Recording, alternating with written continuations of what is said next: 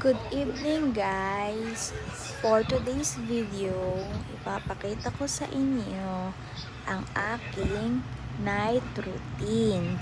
So, nakaligo na ako niyan kasi nalinis ko na at napadede ko na ang aking anak.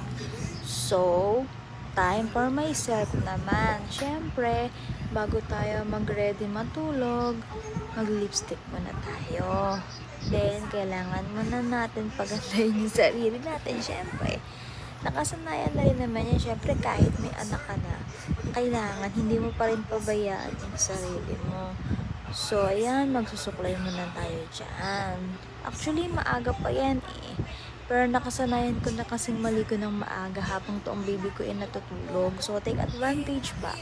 Habang natutulog siya, o di naligo na ako, ginawa ko na lahat ng kailangan ko.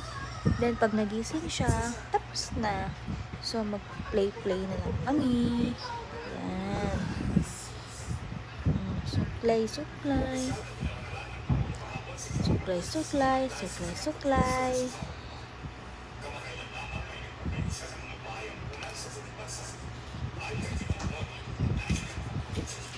So, actually, matagal talaga ako magsuklay. Buhol-buhol kasi yung buhok ko dyan.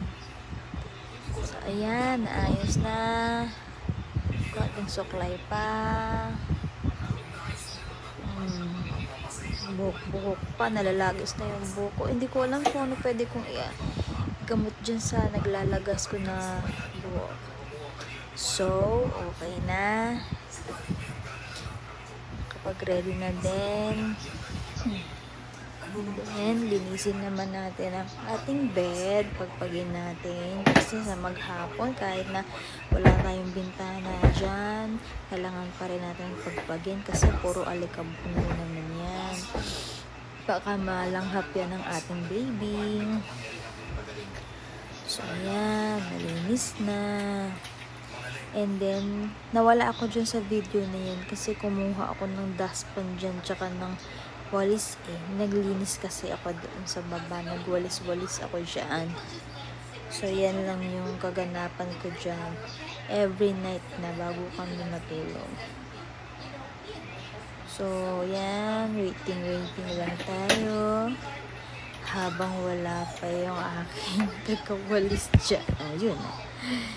Smile pa dyan. Then, walis-walis muna tayo. Walis-walis. Para kinabukasan pagising ko, hindi ko na yan gagawin. Aayusin ko na lang ako. So, hanggang dito na lang. Bye!